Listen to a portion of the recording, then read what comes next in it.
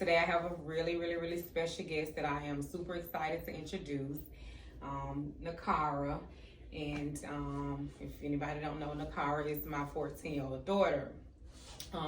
So I decided to just sit Nakara down and have a candid one-on-one conversation, mother to daughter, just questions that need answers.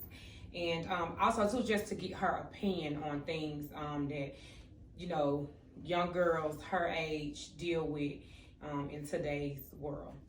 So I guess I will first start off by letting you tell the people a little bit more about yourself. As you said, I'm 14. I'm just really laid back and chill. I really don't do nothing. That's why y'all really don't see me in videos like that. I like doing hair. I'm really fun to be around. And I'm just a normal 14-year-old girl. Okay, normal 14-year-old girl. I love it. Okay, so let's get right into it. So I guess my first question for you is, how would you describe your experiences as a 14-year-old teenager in today's society? They wild, especially what's going on with like people getting killed and stuff like that. You most definitely have to watch your surroundings when it comes to going out and stuff like that. You say they wild, or you saying the people? Okay. The people are very wild. Okay. Would you say today's music has a positive or negative influence on your generation? I say both. Okay. I say positive because some kids my age look up to people like that, especially people who make good music. And I say negative because the negative music made people want to go do stuff they never did before. And it's just crazy. So how do you feel personally about today's music? Do you think that, you know, it is beneficial to, basically, I guess, do you feel like the messages that you get in today's music, is it something that you can see yourself applying to your everyday life? Are these things that you would do? Are these things that you would say? How would you relay that? No, I wouldn't. The music that I listen to nowadays, I won't relate it to my life. Your everyday life. Yeah.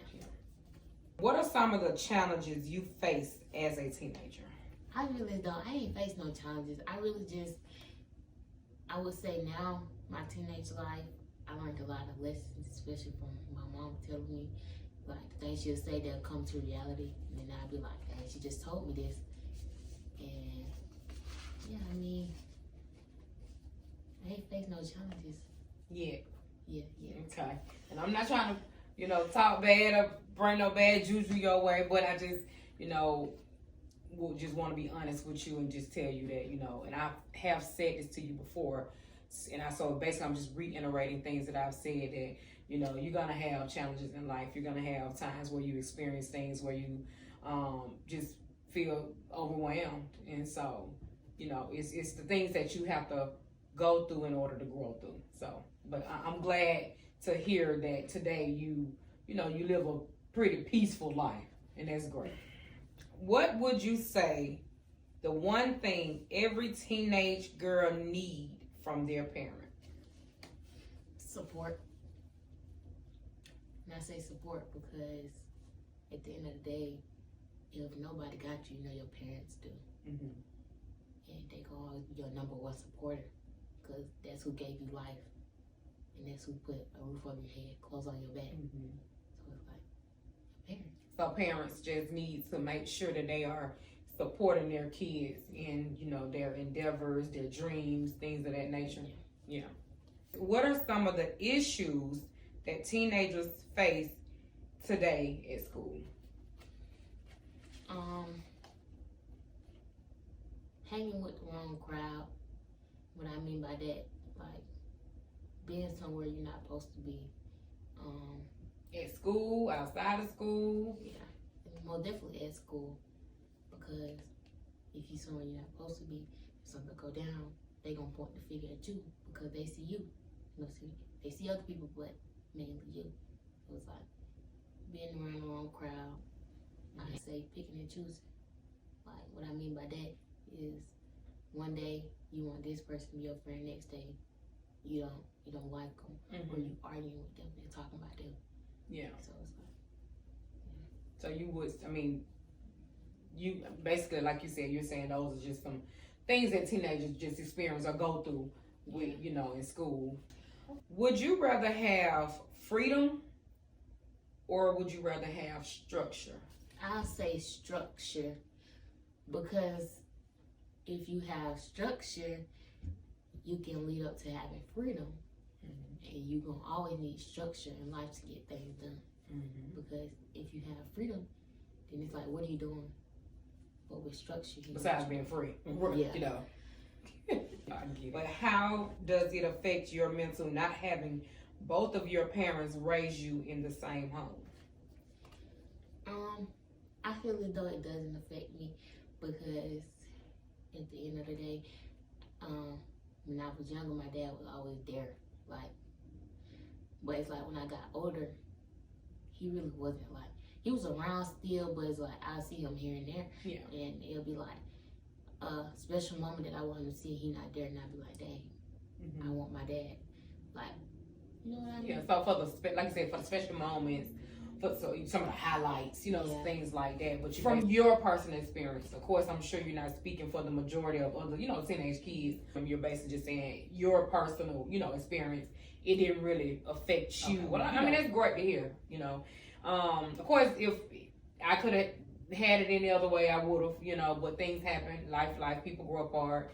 But I'm glad that me and your father is. I could honestly say friends, you know what I'm saying, in a healthy space with each other. Really never truly had any real bad blood, but just obviously doing what was best for the both of us. That separation just was necessary. The love is, no love lost. Definitely always will, have a certain amount of love for him for sure. But again, I always have bragged on y'all relationship. You get what I'm saying? It's funny because when I tell it to him, and I've said it to you before, but when I tell it to him, I describe you guys' relationship as the blind leading the blind. Because I always say, you lie to him, he believe everything you say. He lie to you, you believe everything. And it's just like, you can't tell you nothing about him. He can't tell you, basically what I'm saying. I've always, like I said, definitely been, proud of your relationship. And, I hope it gets better, continues to grow, and y'all bond is a real special one. Yeah. How important do you think a mother and daughter relationship is? It's very important, because mother is a child first priority, in my opinion. Me and your relationship is like, it's there. In times it done been, and but then, like, now I feel like me and you are closer. I feel like I can come to you about anything. Yeah. I feel like it's very important. But I mean, I guess, can you explain to the people when you say, I feel like I can come to you, and talk to you about things.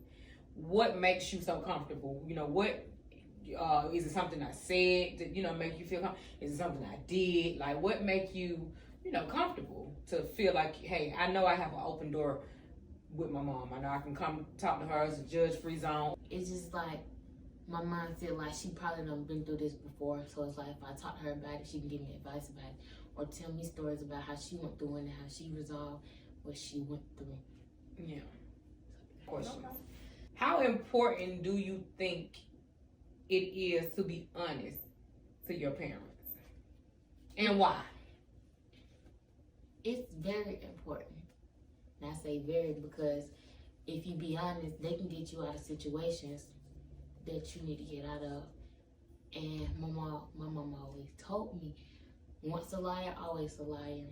Like the boy who cried wolf, he lied multiple times, and when the wolf really came, nobody believed him. So I feel like you should always be honest with your parents. Yeah. Because at the end of the day, they're gonna be there when you need them. Right.